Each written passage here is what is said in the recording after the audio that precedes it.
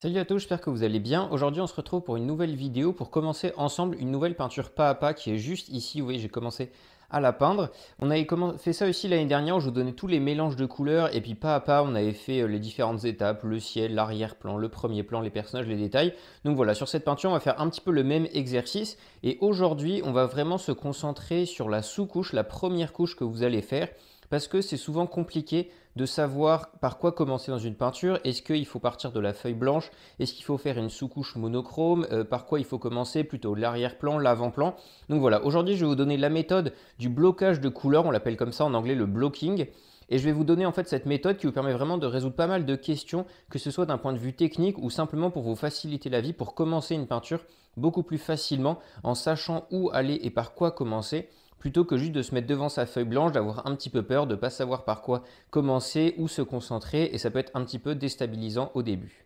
Si la vidéo vous plaît, n'hésitez pas à la liker et à vous abonner. N'oubliez pas qu'en ce moment, je vous propose aussi la formation pour débutants avec tous les conseils, aussi bien sur le matériel, comment se servir de ce matériel-là, de savoir les techniques de base à connaître vraiment pour pouvoir commencer la peinture à l'huile. Et puis on fait une peinture ensemble, pas à pas, où je vous donne vraiment tous les mélanges de couleurs, toutes les techniques, toutes les étapes. Donc voilà, si la formation vous intéresse parce que vous voulez débuter en peinture à l'huile, n'hésitez pas à cliquer sur le premier lien en description pour aller l'acheter. Et puis après, si vous avez besoin de conseils plus personnalisés pour vous parce que vous avez un problème précis dans vos peintures, vous voulez progresser sur quelque chose en particulier, n'hésitez pas aussi à me contacter pour avoir des cours particuliers. J'organise ça, on fait ça à distance, on peut se voir une demi-heure ou une heure pour discuter de vos peintures et essayer de vous aider le plus possible pour vraiment que vous puissiez progresser au maximum sans vous arrêter trop longtemps à stagner sur des problèmes un petit peu précis. Donc voilà, sans plus attendre, on passe à la peinture. Premier élément très intéressant que va vous permettre de faire le blocage de couleurs, cette méthode, en fait, c'est que ça vous simplifie le commencement d'une peinture et ça vous facilite grandement en fait cette étape qui peut être un petit peu déstabilisante au début. En fait, qu'est-ce que c'est le blocage de couleurs? C'est tout simplement de prendre sa peinture et de regarder son modèle comme s'il était très lointain ou bien vous le mettez flou avec un logiciel de retouche photo, vous pouvez le faire flou ou bien vous mettez juste votre modèle très loin pour voir uniquement en fait les grandes formes, les choses principales, voir uniquement les grands patchs de couleurs pour le ciel tout bleu, la mer bleue, quelques petits trucs verts et puis beige au milieu. Moi, c'est sur mon modèle, c'est à peu près ça. Et en fait, voir vraiment que les grandes zones de couleurs et de valeurs, parce que c'est ça ce qu'on va faire aujourd'hui.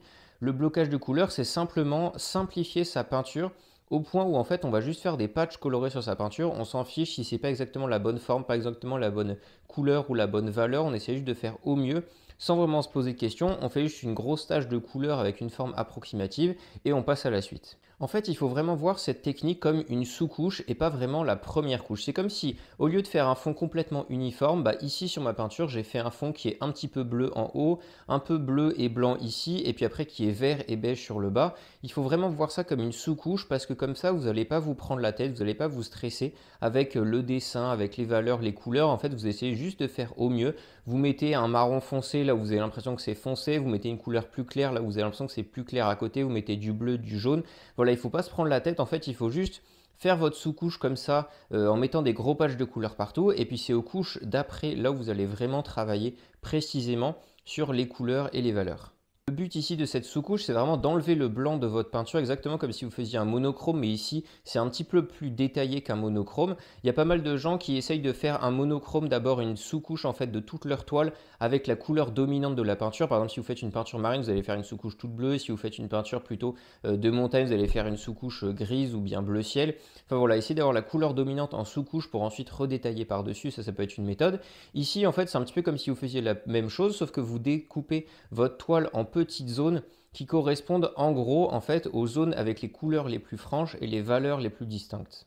Ce qui m'amène donc à mon deuxième point qui est que cette méthode de blocage de couleurs vous permet de bien analyser la peinture en zones de couleurs et zones de valeur. Une zone de valeur, en fait, c'est simplement quand vous regardez un paysage de loin, ça va être une zone où grosso modo tout est foncé, ou grosso modo tout est clair. Par exemple, moi là, si on regarde le ciel, tout est clair. Si on regarde le premier plan, il y a des bandes foncées et des bandes claires par rapport à la lumière et puis aux couleurs. En fait, c'est vraiment regrouper les choses en les simplifiant, en les regardant de loin ou en les regardant flou. Une méthode pour faire ça, vous pouvez juste plisser les yeux et en fait, ça va vous simplifier le paysage que vous avez devant vous pour vraiment aller à l'essentiel. Et donc, peindre par zone de valeur simplifiée, en fait, c'est simplement faire ces gros patchs foncés, clairs, ces patchs verts, ces patchs bleus, sans se poser trop de questions et vraiment simplifier au maximum. Et le but de faire ça, en fait, c'est simplement de permettre une meilleure analyse de la peinture, parce que quand on regarde tout un paysage, ben, on peut vite être perturbé par tous les petits détails qu'il y a partout, par les petites vaguelettes sur l'eau, par les petits arbres, les petits rayons de soleil, les personnages, les bâtiments. Là, par exemple, dans cette peinture-là, il y a beaucoup d'architecture, donc on peut vite être perturbé par toutes les petites fenêtres, par exemple, qui vont faire des petits points foncés, alors qu'en fait, si on regarde de loin, ben, la zone des bâtiments est plutôt claire en général. Donc moi, sur ma première couche, ici, ma sous-couche, je fais toute une zone claire pour les bâtiments. Et puis après, dans des zones de détail, quand je viendrai par d'autres couches par la suite, si j'ai envie, je pourrais faire toutes les petites fenêtres et les petits détails qui sont un petit peu plus foncés. Mais vraiment, en regardant de loin, en fait, tous mes bâtiments, bah, ils sont clairs, donc je fais une grande zone claire. La zone de la forêt, par exemple, c'est un petit peu plus foncé parce que le vert fait plus foncé. Il y a juste sur les montagnes où j'ai séparé entre les zones à la lumière et les zones claires parce qu'ici elles étaient vraiment très franches avec des facettes nettes. Et puis après pour tout le ciel, bon là c'est vraiment un dégradé très classique de paysage où là tout est clair comme d'habitude. Et j'en arrive au troisième point où en fait cette méthode de blocage des couleurs, donc une fois que vous avez fait votre première couche avec que des zones de couleurs franches, les zones de valeur, les zones de couleurs distinctes, mais en fait ça vous facilite grandement le travail pour ensuite travailler que ce soit les détails, le réalisme, les textures, les petites choses en fait parce que vous avez une grande zone qui est globalement de la bonne valeur, donc en fait vu de loin votre peinture est correcte. Il y a des zones claires, des zones foncées, on va comprendre ce qui se passe, on va voir la 3D, la profondeur et puis les bonnes couleurs aux bons endroits, on va voir que c'est de la végétation parce que c'est vert, on va voir que c'est des bâtiments beiges, on va voir que c'est un ciel bleu.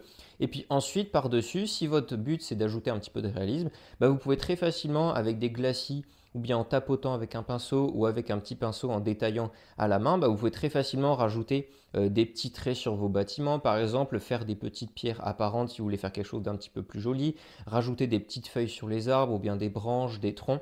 Enfin voilà, rajouter plein de petites choses en fait qui vont pousser le réalisme de votre peinture, qui sont très sympas à peindre et à regarder, mais qui en fait ne sont pas indispensables à la compréhension.